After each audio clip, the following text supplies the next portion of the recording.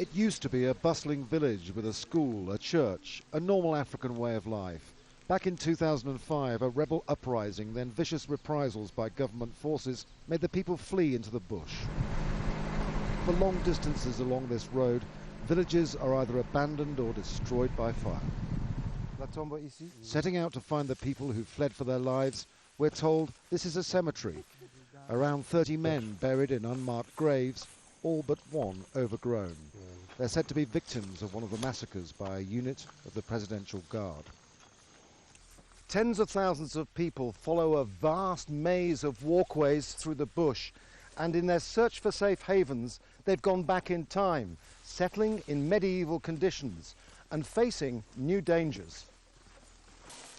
This is a lawless place where the government has no control and banditry is common.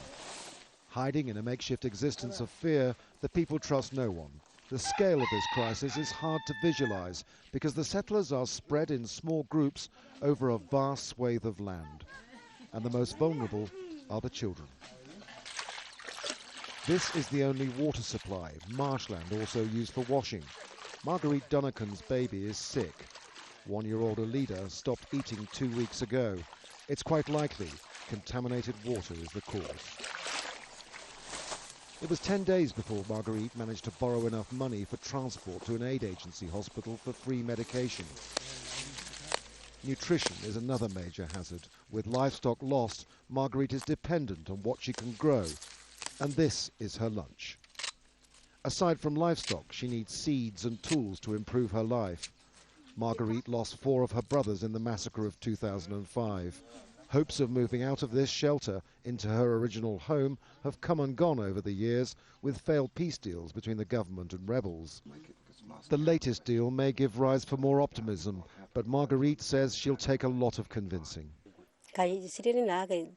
Because there's no peace, I'm looking everywhere for food. There just isn't enough to eat. It's so hard.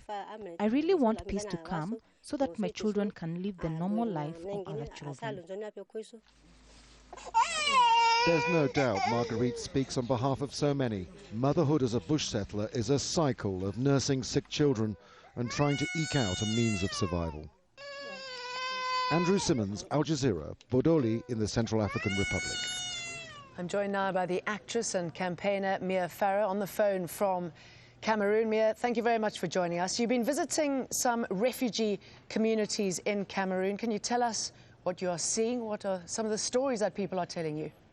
Yes, indeed. And I was in the car from in 2006 and 2007, and some of the people you've shown have found their way here into Cameroon. We have 63,000 refugees here.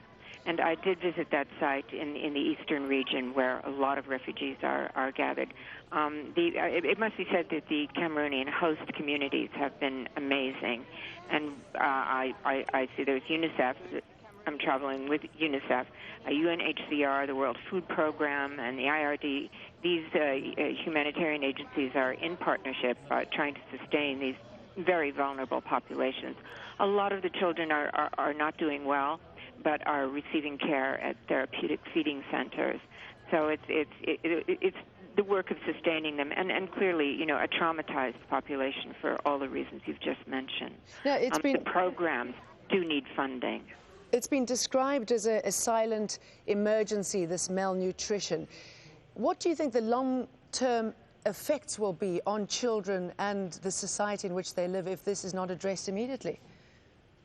Well, enormous, because the children, the productivity of their lives would be hugely reduced.